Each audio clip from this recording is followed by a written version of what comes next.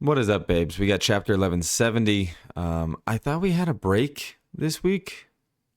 Um, I think that whenever it's like the holiday season, I feel like they always like skip a day because I'm making this video on Saturday because they sent this out on Friday night. Um, Interesting, definitely interesting. Merry Christmas and a Happy New Year to you. A solid chapter. I definitely enjoyed it. Um, Yeah, I'm definitely a bit chunkier. I was looking, I was like, is the last video I made before my fight? I did have a fight. I did finish the fight in the first round, made sure to get that guy out of there and keep my face pretty.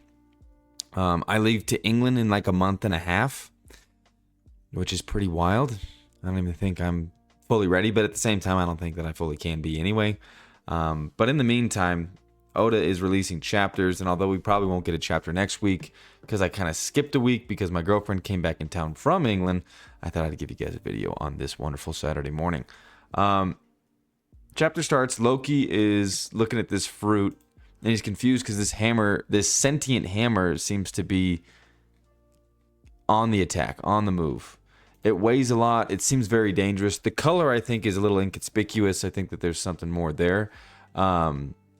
But we have Harold kind of describing what it's like to be underneath this power, which I enjoyed. And we have Shanks and Scopper really taking it to him and trying to keep him at bay as long as they possibly can while Loki gets the hammer. The dialogue between Scopper and Shanks is interesting. It's actually super interesting because now we find out that the Roger pirates were fighting the people with the deep sea contracts when they were sailing because they had Shanks on the crew. Which still, I'm like, what did Roger tell Shanks? What could he have told him that he didn't already know? He probably just told him that he was on one side of history that probably he didn't want to be. But I don't even know how much Shanks knows. I mean, I know that he traveled most of the globe, but as a kid, what would have made him that emotional? But he said those were the days, taking people out like that, like Summers, and all the other gods' nights at that time.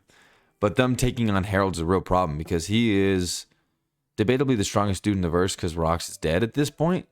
And both those guys are elite. I mean, Scopper and Shanks are both elite. Neither one's in their prime at this point when they're fighting Harold. I think that you would agree with me when I say that, but they're still a force to be reckoned with for sure. Somebody asked me, they were like, do you think that Whitebeard beats Harold? And I'm like, I want to say yes, but it's kind of a tough argument. But I want to say yes. It's just like, it's not really true just because we see the comparison. I think that they did Whitebeard very well in these flashbacks, much better than a Kaido and much better than a Big Mom.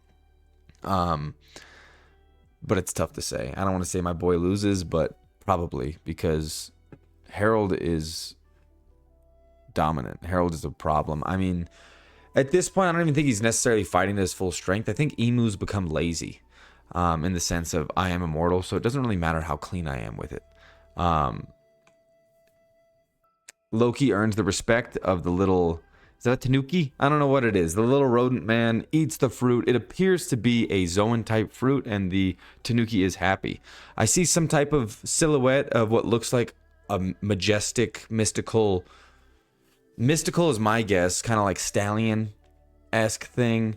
He transforms back. That's something that we're going to see in the present that we want to see exactly what that looks like.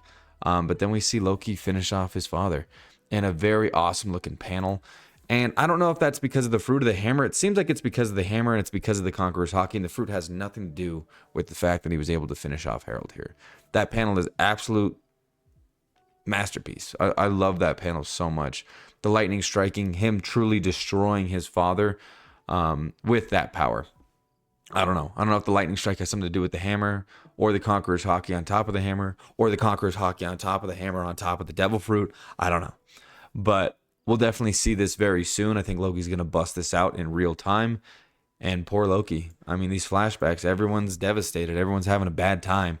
But a really solid chapter. I guess the break's going to extend to next week, I think, or maybe we're chilling. I think this was supposed to be released next week, but a great chapter that it seems like finally probably sealed the end of this flashback, but I wouldn't be surprised if we got just a bit more. Hope you guys enjoyed the chapter. Nice short video on this beautiful Saturday morning. Hope all is well. Have a happy new year, and I hope you enjoyed the holiday. And till next time, I have to start getting used to saying Happy Christmas. How awful is that? See ya.